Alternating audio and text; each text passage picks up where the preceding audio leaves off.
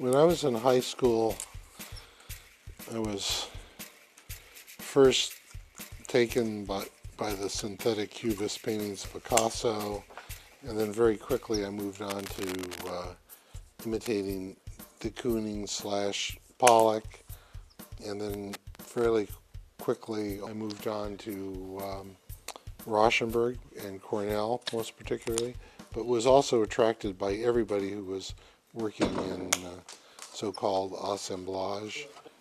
A market was torn down on the street that I lived in Venice, and it had all been covered with metal signs, and they were in all stages of aging, from pristine new to totally rusted. And I took those home and just studied them as objects, and first exhibited them actually just as unaltered objects, and then started cutting them up and reassembling them. But now they're more like mosaics or something than traditional collage making, where you can see the source of the material when you look at it.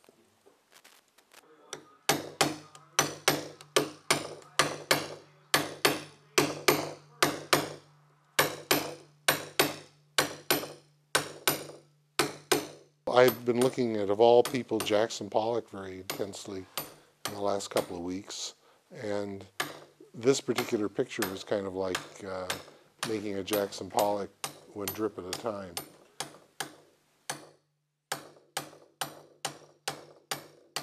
I remember Keynote, who was a big hero of mine when I was very young, and telling me that he wasn't,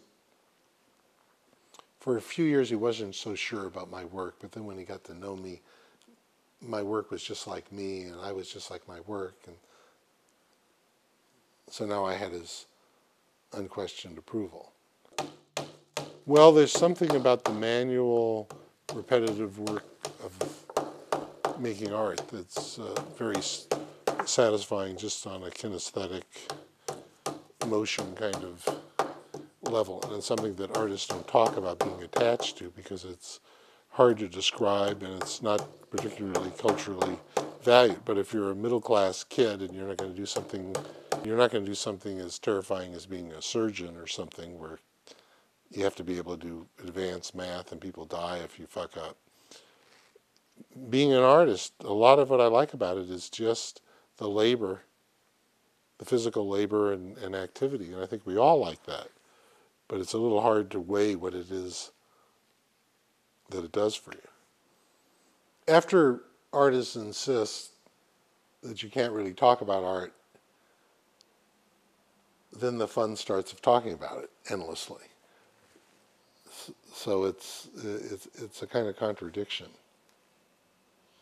My work comes out of my own work and its own history and the possibilities. I think that also anytime you look at anybody's work and are terribly taken with it, moved by it, it's a kind of virus. You get a little bit of the hit of that virus, and it pushes you, it shows you a way to do it. It's both a humbling experience and an inspiring experience.